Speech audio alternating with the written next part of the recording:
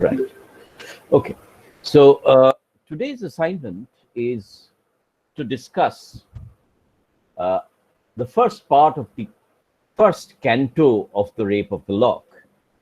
Now, the Rape of the Lock is divided into 5 cantos, as you will find, each having its own set of uh, own set of developments. Now, Canto 1 is, or the first canto is the one where the invocation to the poem, its subject matter is suggested, and we have the introduction to the characters and the sylphs. So this is what the first canto is about, and also the epic dressing of Belinda, the mock heroic dressing of Belinda, to be more precise, whereby Belinda is mimicking the process of Achilles putting on his armor. So at every stage there is, I will call, an art of replacement of the epic, the heroic, with the mock heroic. Now, also important here, and this you should remember, is that there is a simultaneous process of trivialization through the mock heroic, a process where the where the epic is replaced, the epic parallel is replaced by the mock heroic parallel, and also there is a process of feminization where the world of the male epic, the masculine world of the epic, is replaced by the feminine world of Belinda.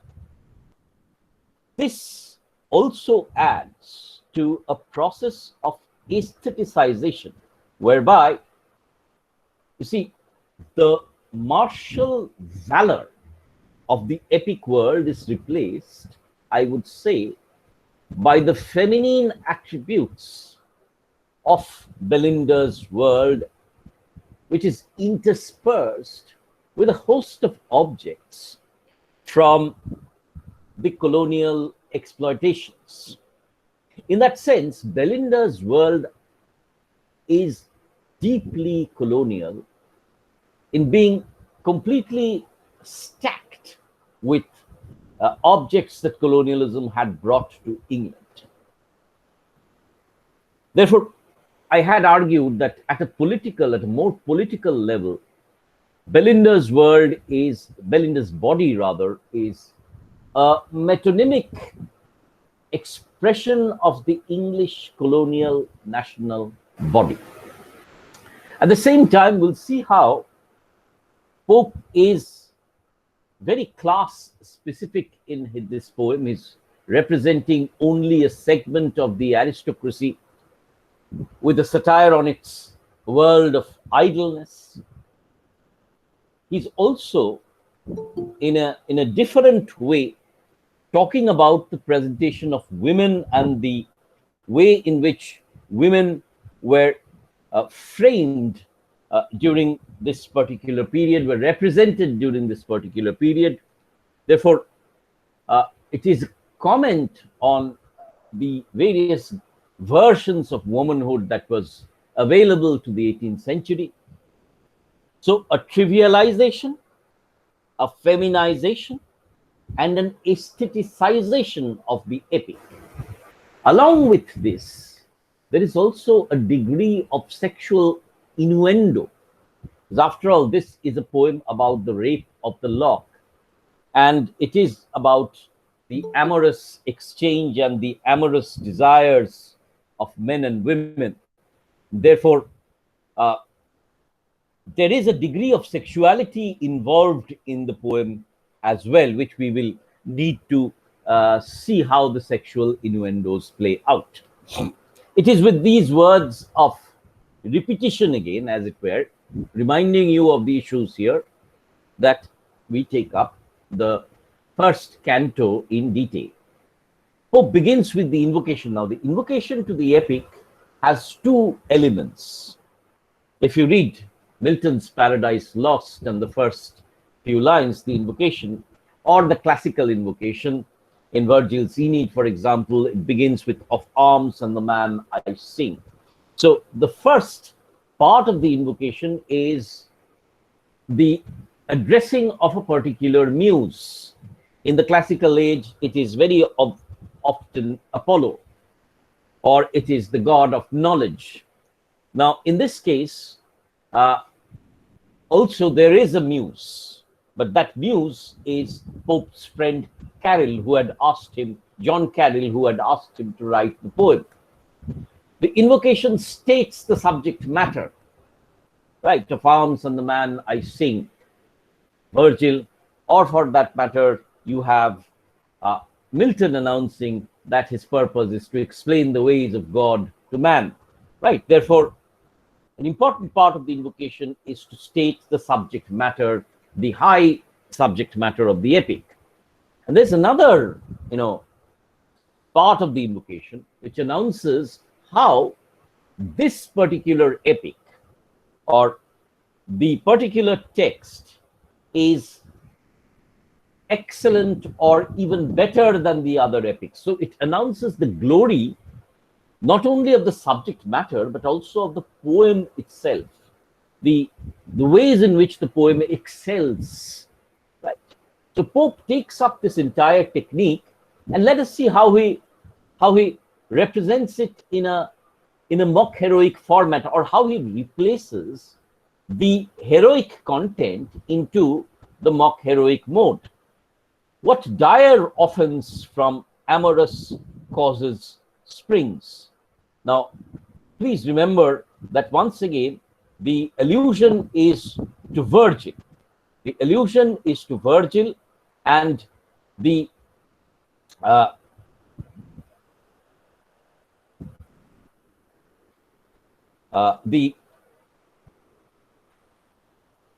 element is, excuse me just a moment, my page is running away from me.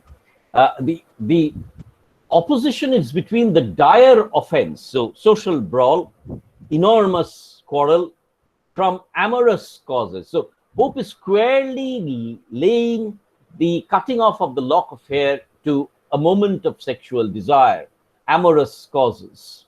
What mighty contests arise from trivial things. So this is the contrast, the mighty contest versus the trivial things I sing. So it's not arms and the man I sing of great battles, but mighty contests out of trivial things. So he's reduced the civilizational quarrel between of Virgil and Homer to a quarrel between the two families. So this is his subject matter, of trivial things and social brawls. This verse to Carroll, muse, is due. So he's now addressing his verse, and this verse is his friend Carroll.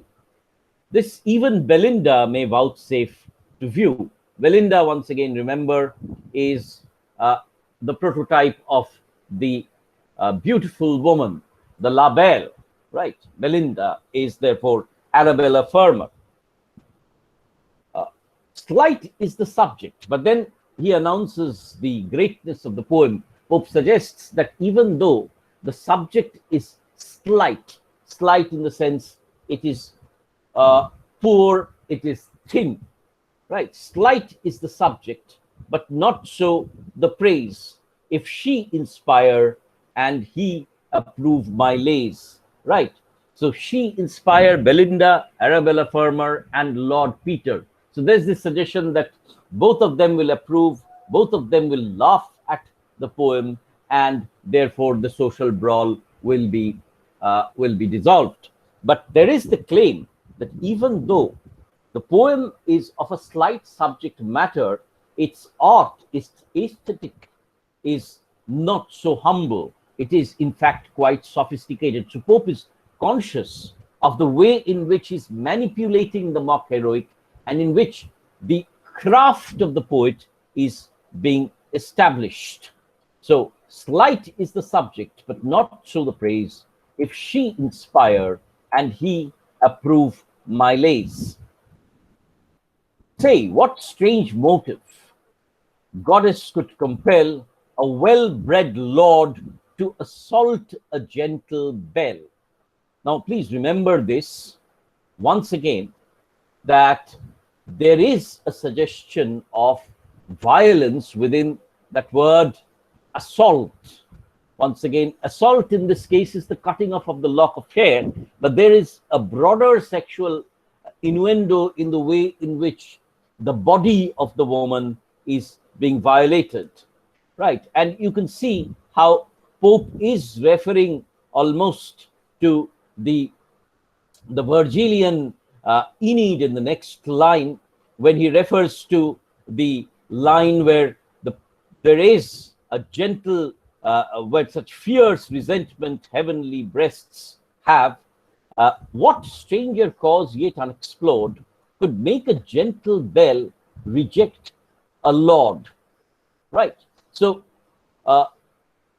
it's also asking, why the gentle belle would reject a lord, in the sense that there's a suggestion that the quarrel could have ended had Belinda accepted the hand of Lord Peter in marriage.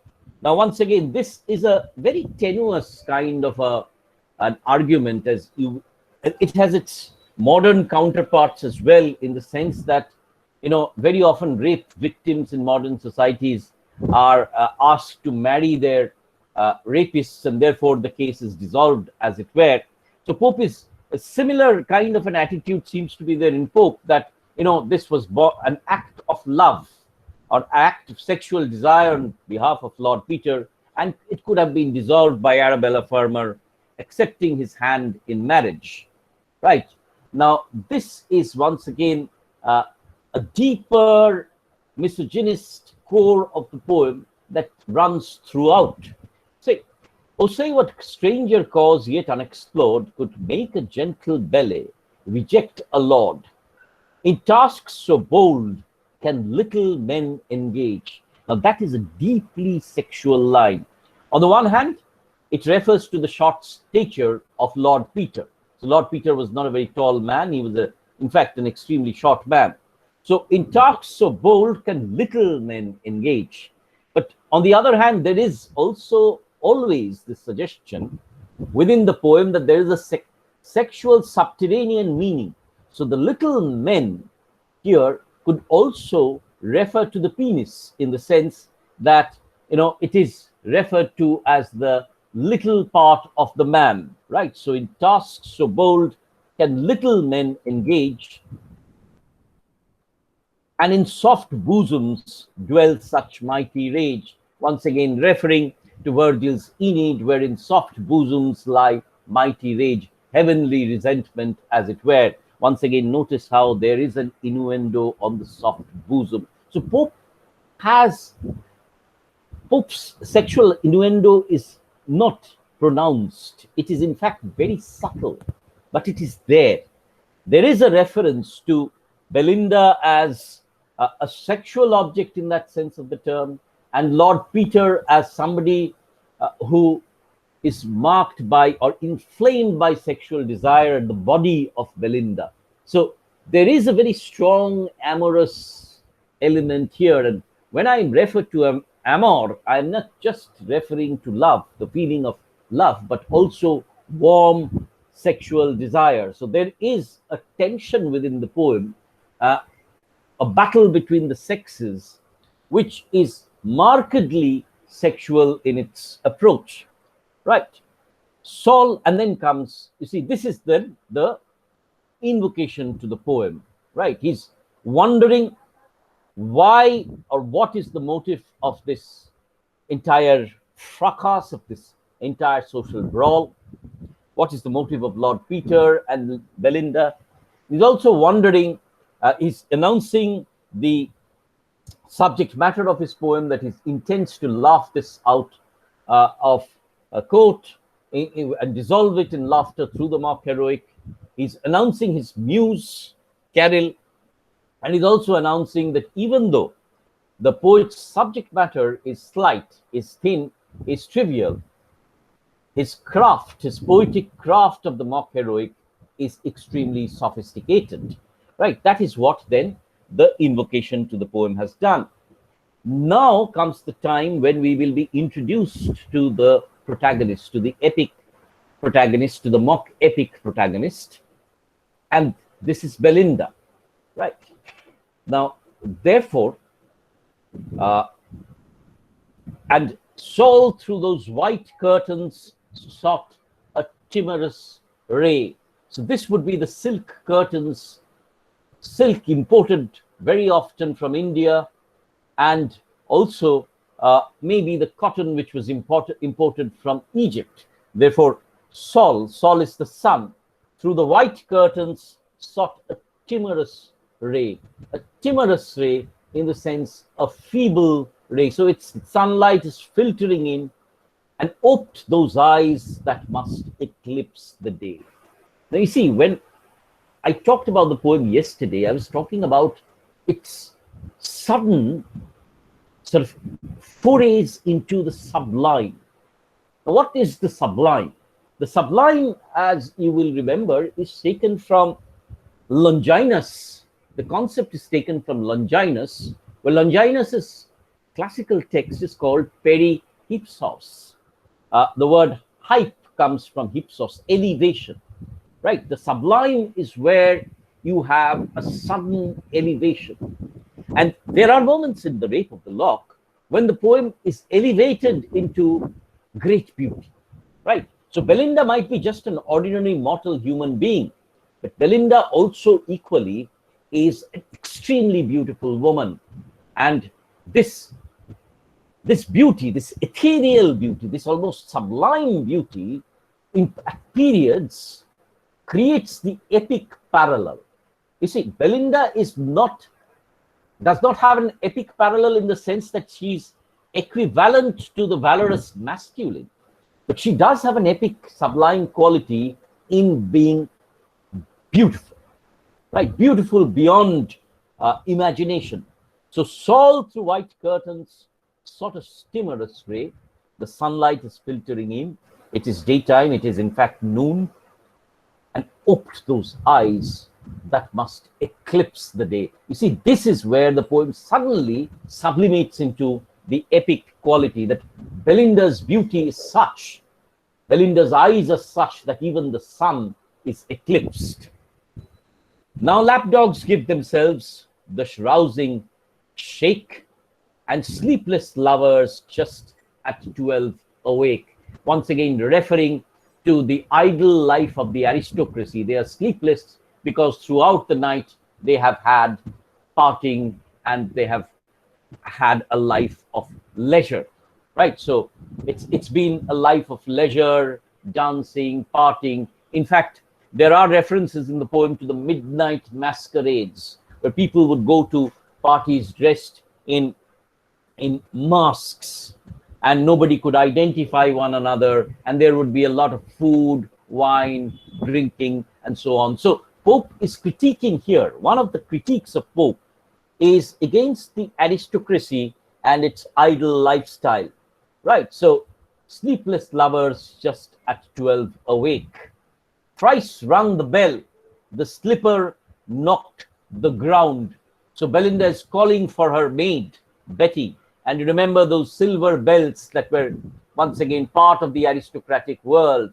So thrice rung the bell. Once again, remember the 3, 9, 7 are magic numbers, right? So there's a kind of a certain degree of sacredness, magicality, that is also being created around the world of Belinda. We talked about the simultaneous merging of the sacred, the profane, and the epic in The Rape of the Lock.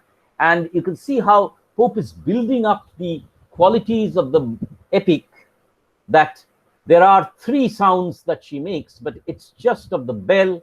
And then when the maid does not come, she knocks the slipper on the ground, and the pressed watch returned a silver sound.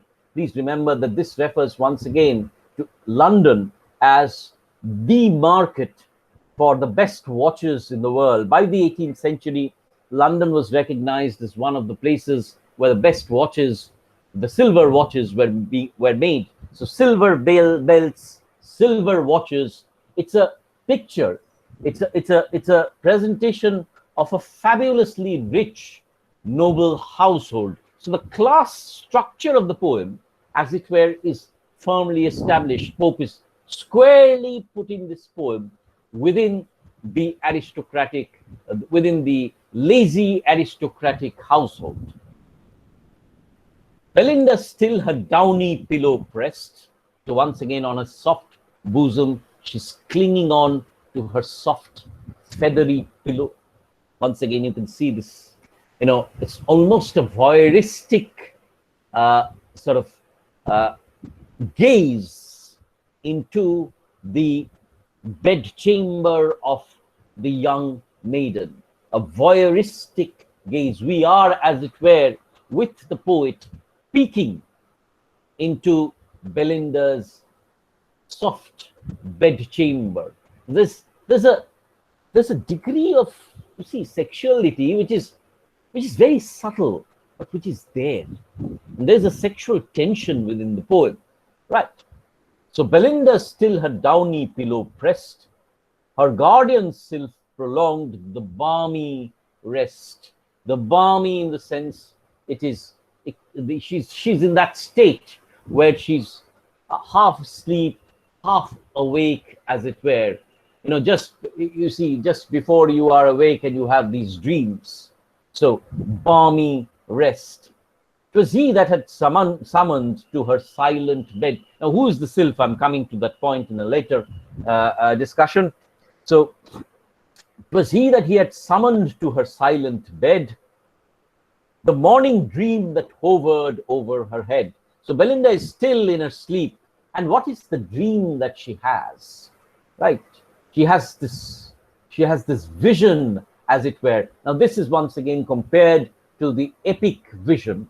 But what goes on in the mind of Belinda is something that Pope is pointing out. The morning dream that hovered over her head, a youth more glittering than a birthnight bew. Bew is a handsome young man, right? So therefore, a youth more glittering than birthnight bew. So this young woman is dreaming of another young, beautiful, handsome man. So Belinda's mind is, as it were, always filled with ideas of love and handsome men that even in slumber, even within her sleep, caused her cheek to glow. Now, you see, that is a parenthesis, remember, the lines within brackets, and you see how deft and how humorous a touch this is, that even in her dreams, when she sees this handsome man, Belinda is blushing. So even in a slumber, caused her cheek to glow. Seemed to her ear his winning lips to lay. It's almost a very intimate dream, isn't it? That the fair youth is, as it were, almost kissing her on the lip, in the ear, and whispering into her ear. And thus in whispers said, or seemed to say, fairest of mortals, thou distinguished care of thousands bright inhabitants of the air. Now, this is the supernatural machinery that we had referred to, that Pope was borrowing from the Rosicrucian doctrine. He was equally borrowing it from the legend of the elves and the fairies. He suggests that every single unmarried woman is guarded by a host of supernatural creatures. Who are these creatures? These are sylphs. Who are these sylphs? These sylphs are unmarried women, coquettes, who have died and who have retired into the ethereal atmosphere and have been molded into the figure of almost tiny, airy angels, as it were. These are the sylphs. So, very tiny, minuscule creatures with wings who hover around the bodies and heads of every unmarried young woman, right? So fairest of mortals, and once again, Pope has replaced the epic gods, Apollo, Juno, right, with the trivial, small, but beautiful sylphs. See, Pope's world may be trivial and feminine, but it is a world which is breathed with great beauty, right? So, fairest of mortals, thou distinguished care of thousand bright inhabitants of the air. If one vision touched thy infant thought, of all the nurse and all the priest have thought, of airy elves by moonlight shadows seen, the silver token and the circled green, of virgins visited by angel powers, with golden crowns and wreaths of heavenly flowers. So, whatever dream that the girl has of sacred forests, of dark locations, of angels, and of fairies and golden crowns, all these are provoked by the sylphs. Hear and believe, thy own importance know, nor bound thy narrow views to things below. Some secret truths from learned bride concealed. So he suggests that the young woman has a world of her own, which cannot be penetrated by the knowledge of men. So this is a wholly secret world indigenous to the woman, to the young woman. To maids alone and children are revealed. So this is a world of imagination. This is a world of dreams and fantasies that is only revealed to women and children. What though no credit doubting wits may give, the fair and the innocent shall still believe. So even though men may be credulous, Pope is suggesting that the world of the young woman and the child is filled with imaginations and fantasies and fairies and supernaturals. Now, in the case of the child, it is filled with the imaginative fantasies of supernatural creatures. In the case of the woman, this world is marked by love, dreams, desires, and so on and so forth. But remember that even within these lines of beauty lies a certain thorn of satire, in the sense that the woman is also compared, or the young woman is also here compared to the infantile world, right? That her world, therefore, is no longer rational. It is one which is marked by fantasies, unrealities, and desires. Therefore, uncontrollable in that sense of the term, just as in the way the child's world is abundant but uncontrolled, similarly, the woman's world is infantile. It is imaginative and uncontrolled in that sense of the term. The fair and the innocent shall still believe. Know then, unnumbered spirits round thee fly, the light militia of the lower sky.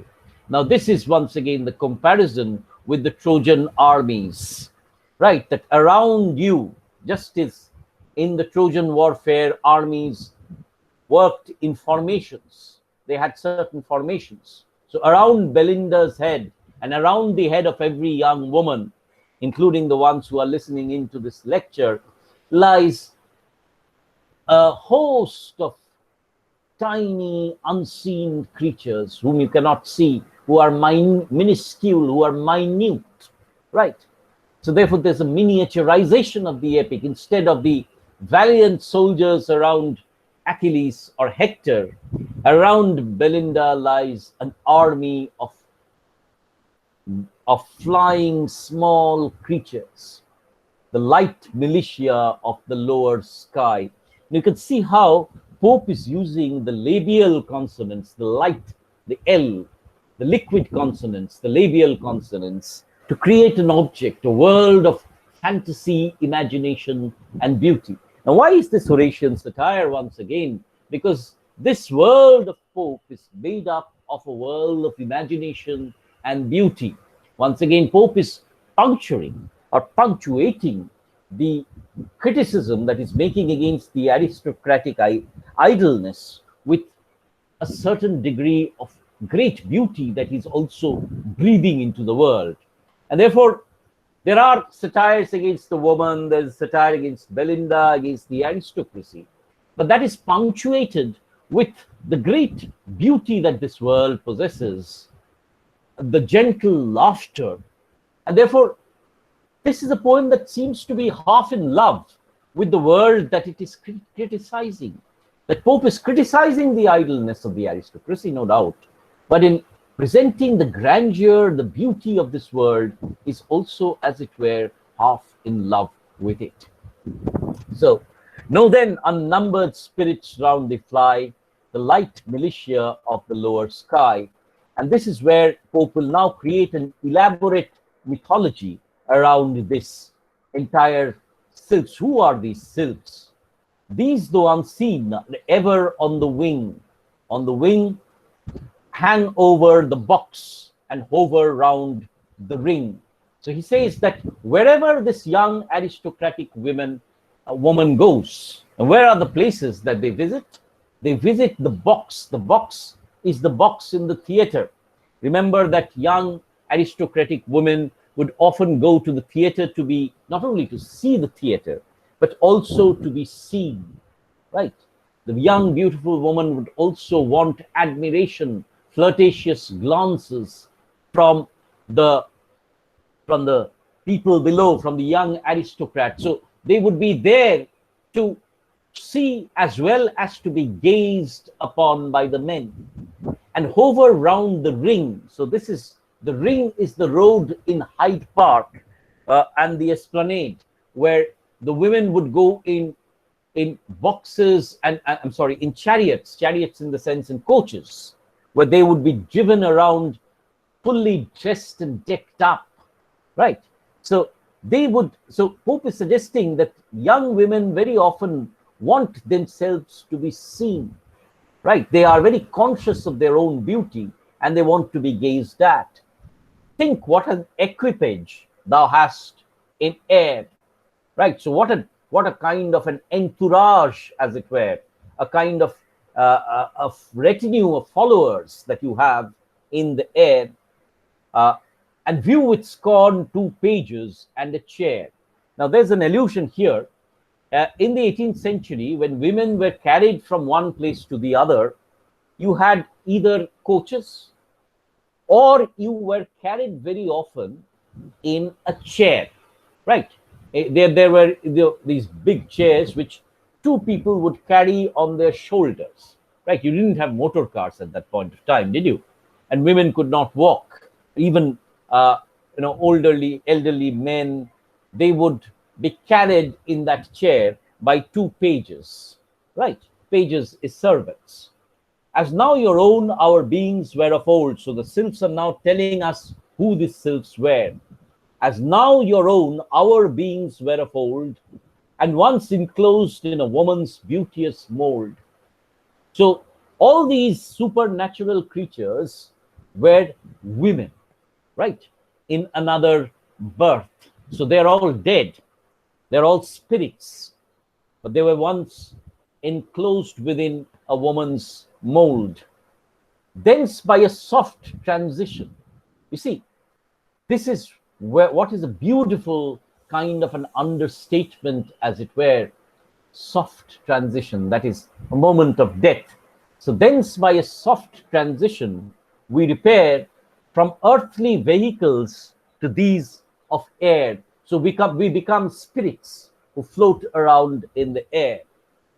Think not, when women's transient breath is fled. Now you have lines of satire. He says, don't think that when women die, transient breath is fled, that all her vanities at once are dead. So her pride, now this is primarily, the satire is primarily against the woman's narcissistic pride in her own beauty. Pope sees all women as fundamentally selfish and narcissistic, who are only concerned about their own beauty and appearance. Right, so Pope takes away all rationality from women and suggests that women are concerned only with their selves, their own beauty, and their own appearance. Right? So Pope is dismissing women in that sense as stupid women who are extremely proud of themselves. So think not when women's transient breath is fled, that all her vanities at once are dead. Succeeding vanities she still regards. So she still survives around other vain women who are alive. And though she plays no more, overlooks the cards. Now you see, in these times, you did not have the mobile phone and the television. So very frequently, parties would involve card games. So women would play cards, which would be the modern version of the kitty parties, as it were, where cards would play. So would be played. So these dead women who have become the sylphs, who have become spirits, can play no longer, but they hover around the cards. So just think that around your heads, all the dead unmarried women are hovering as spirits, and whatever you do, they are part and parcel of your activity. Her joy in gilded chariots when alive. So what are women delighted in? What are women fascinated by? Women are fascinated by gilded chariots, gilded, golden chariots, as it were, plated with golden colored paint, as it were. So what are women, into? Women are into handsome men. Women are into coaches which are gleaming and which are extremely fashionable, right? The modern equivalent would be the young girl who is fascinated by the gleaming motorbike, right? So her joy in gilded chariots when alive, and love of ombre after death survive. Ombre is a card game which we shall virtually play here. So, and love of ombre after death survive. So women are concerned only with flashy vehicles, and they are concerned only with playing games. So Pope is here, although he's creating this beautiful world of the woman, also suggesting that the world of the woman is idle. The world of the woman is filled with gaudy, shining objects and games that have no productivity. The Pope is denying the woman any rationality by suggesting that the world of the woman is filled only with trivial activities.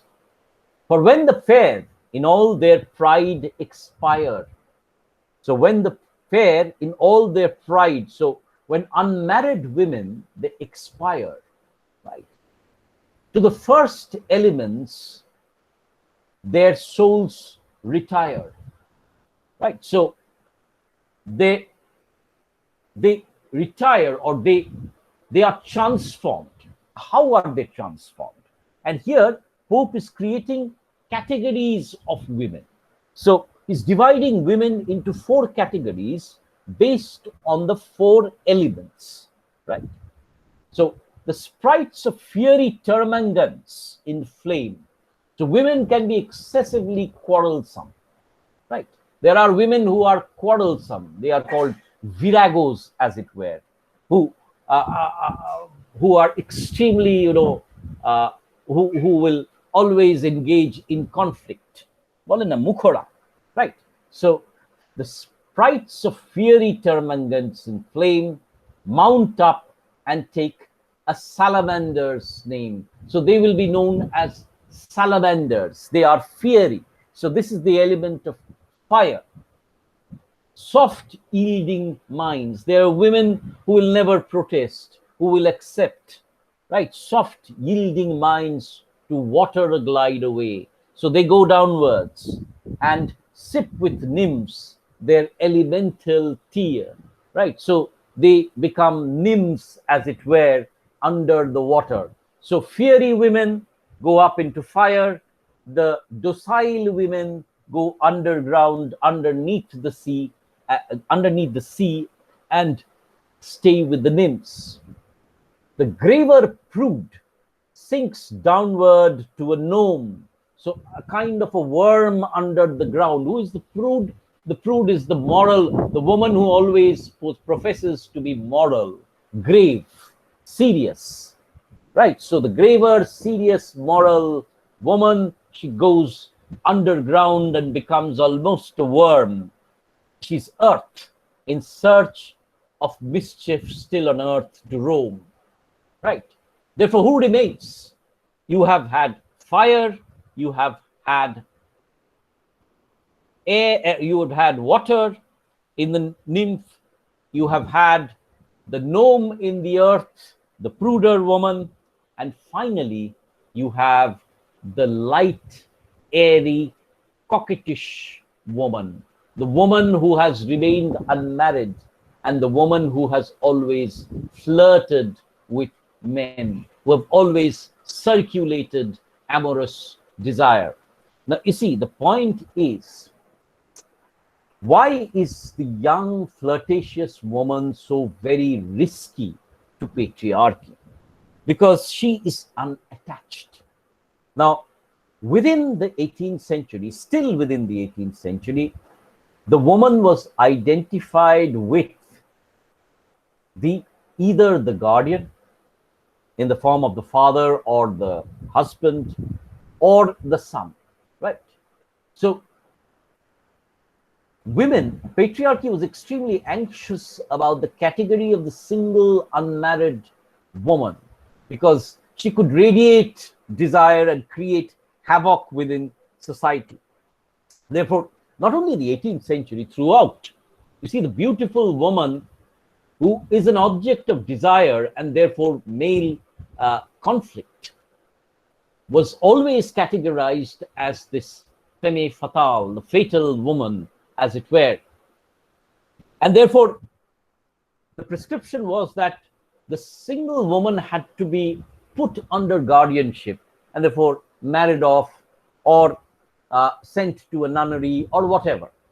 Now, therefore, the flirtatious young woman who could circulate her desire freely and have total control over her own body was, or her own selfhood, was a source of anxiety to the patriarchal male fantasy of control. And therefore, these are the coquettes. These are women who are single, who are flirting, right? So, therefore, the light coquettes to the sylph aloft repair and sport and flutter in the fields of air. So they become the sylphs, the unmarried women who were flirtatious, who did not submit to any other woman. They become the sylphs and flutter lightly, just as they lightly flirted in earth, they flutter in the air. So the sylphs belong to the element of air, right? So the light coquettes to the sylphs aloft repair and sport and flutter in the fields of air. No farther yet, whoever fair and chaste. Now these are women who have protected their virginity, because virginity is a major issue in the 18th century, right? Now, once again, please remember why is the unmarried woman so difficult, not only in terms of sexuality but also in terms of property? Because you see, the unmarried woman also has agency over her property. Now the wife at this point of time did not have any property rights. It all was transferred from the father to the husband and then to the son, really. Therefore, there is a deeper issue involved of the single woman, in the sense that she not only has agency over her own body, but she also has financial control over her own property. Therefore, this category of the single woman, especially if she was beautiful and she could radiate desire, was a source of greater anxiety to patriarchy. So, no farther yet, whoever fair and chaste rejects mankind is by some sylph embraced. So the sylphs become guardian angels. So succeeding generations of coquettes who will embrace other women who have refused mankind. So Pope is creating, as it were, a historical train of women who have refused man, who have refused the male, and have created a world of their own. They are protected by their predecessors, as it were. So whoever rejects mankind is by some self-embraced. The spirits from mortal laws with ease assume what sexes and shapes they please. So once they are dead, they become airy substances. They can become men or women. They can assume their own sexes and they can assume their own shapes. Why? Because Ariel, the major sylph, is going to be a man. Right. So what gods? The purity of melting maids. Once again, a sexual metaphor. When a woman is inflamed with desire, she melts. So what is, or who guards the woman from being seduced? It's the sylph. In courtly balls and midnight masquerades. Balls are places where dances took place. Now dancing, once again, intimate dancing was a place where women were seduced, where affairs were started. So courtly balls and midnight masquerades. Midnight masquerades were where you went to dance in masks. So you could not see who you were dancing with, and you had copious whining and drinking. It was a place of great revelry where men and women fearlessly and freely mixed, and therefore sexual liaisons, dangerous liaisons were initiated. So once again, Pope is suggesting that it is the sylphs who prevent the woman from being seduced in these places. Safe from the treacherous friend, the daring spark. So the treacherous friend who would, whisper to the lady and then seduce him. The daring spark, you have the man who would daringly propose or hold the hand or make a gesture to the woman, right? So the spark is the young man. The glance by day, the whisper in the dark. Now, I will, of course, ask you to see the beauty of these lines and the way in which the processes of seduction Pope is throwing within couplets. Now, how is a woman, how does a young woman and a man converse? Very often with glances, আর চোখে তাকানো, যেটা বলা সুমনের একটা গান আছে, তোমরা পড়েছো কিনা জানি না, তাক করি উদাসীন. So you see, the glances, the sideways glances that sort of signal intent of or interest from both the man and the woman. And if they could dance in the darkness, then the whisper in the dark is telling the woman how beautiful she is or how the man would like to take her to bed. So the glance by day, the whisper in the dark. So air is, as it were, taut with the tension of seduction here. And who is the agent that is guarding the young woman from being seduced? The sylph, right? So once again, read this poem not only as 18th century satire, but also, it's true of the modern times as well, isn't it? Where do young men meet boys?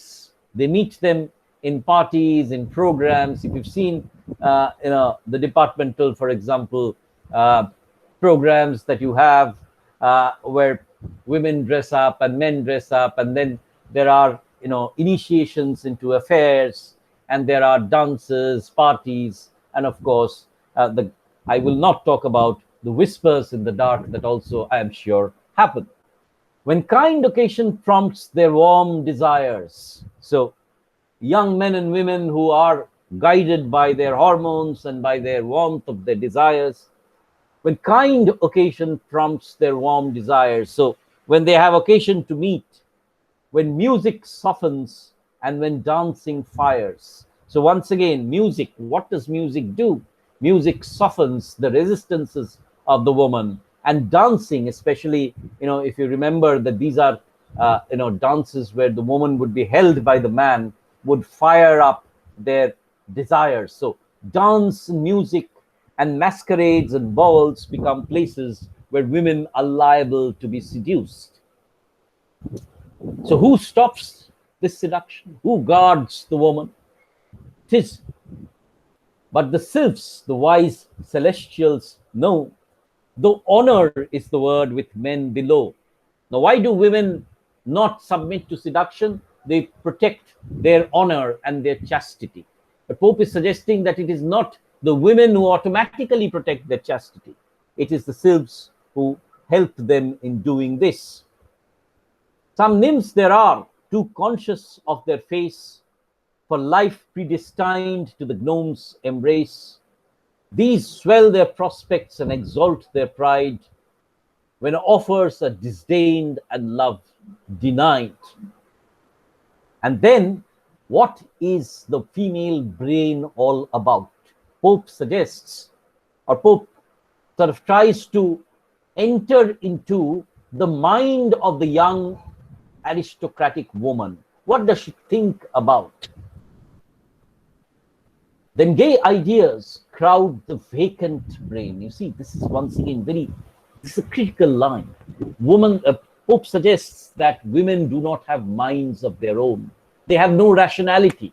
The women have all vacant brains, right? Then gay ideas crowd the vacant, and all they think about is pleasure, sexuality, desire, and young men. While peers and dukes and all their sweeping train, so they think only about nobility and the dresses and the ranks that these men have. And garters and stars and coronets appear. So these are the attire of the noblemen. So the men think only about dresses that the women think only about the dresses that men wear. And garters, stars, and coronets appear. And in soft sounds your grace salutes their ear. So the women are conscious only of being addressed and given importance. 'Tis these that early taint the female soul, instruct the eyes of young coquettes to roll. So the woman makes rolling gestures, eye gestures at the man showing intent. Teach infant cheeks a hidden blush to know, and little hearts to flutter at a beau. So this is how the woman starts to interact and flirt at a very early age with men. So Pope is suggesting that the heart of the woman, that the brain of the woman is filled with nothing, no education. Of course, women had no education at that point of time, but aristocratic women in their leisure time only think about men, about coaches, about dancing, flirting, and are inflamed with sexual desire. So in that sense, Pope is dismissing women as trivial. It's a kind of despite the beauty of this world, you will have to admit that this is a world which is Pope's world is extremely unkind to women, in the sense that they seem to have vacant brains and all their pastimes are filled only with thoughts of either looking beautiful or flirting with young men. Oft when the world imagine women stray, the sylph through mystic mazes guide their way, and through all the giddy circle they pursue, and old impertinence expel by new.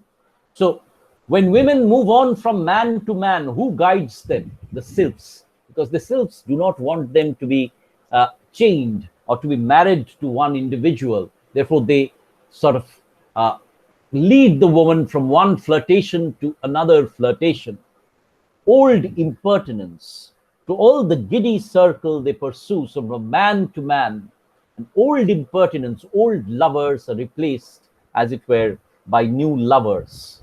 What tender maid must a victim fall to one man's treat, but for another's ball? So the woman moves from one man's dinner to another man's dance. When Splorio speaks, what virgin could withstand? So the seductive speech of Florio, one nobleman, one young man, or if gentle Damian did not squeeze her hand. So very often underneath the table, hands are squeezed. So how do the women resist this? How do the women not succumb to these men and marry them? It is the sylphs who guide them from one man to another, who refuse to allow them to be acceptable or to accept marriage to one single individual. And then comes a devastatingly satiric line. Says, with varying vanities from every part.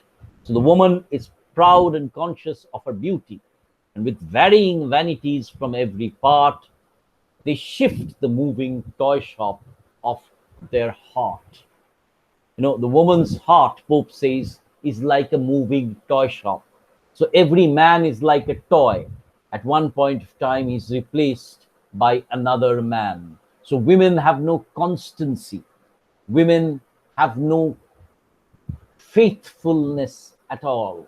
In fact, in one of his poems, Pope would go to the extent of saying that most women have no character at all. And he would suggest that every woman is at heart a rake. So there's a strong misogyny within that line, that women's hearts are like moving toy shops where there is nothing that is permanent, where no man is ever permanent. Women are by nature, they are polygamous in the sense that they move on from one sexual partner to the other. So they shift the moving toy shop of their heart. So even though Pope is creating a beautiful world of the young woman, it is, as he's suggesting, a world of the woman is also a world of pride, pride in their appearance, and a world of unfaithfulness and circulation of flirtatious desire. So the satire against the woman is quite pronounced in this particular passage, and especially against the unmarried young women whose sexual flirtations and desires are seen with great anxiety by Pope. Pope, the poet, as it were, is part of this patriarchal anxiety of the social havoc that the sexually promiscuous young woman is capable of. Right, so they shift the moving toy shop of their heart, where wigs, with sword knots strive.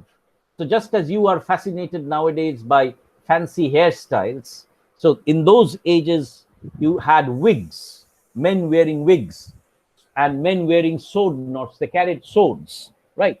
So all women are concerned with is different kinds of fashion. So wigs, with sword knots strive. Views banish views. So young men are banished by young men, one after the other. They change their partners, and coaches drive. This erring mortals levity they may call this lightness and flirtation.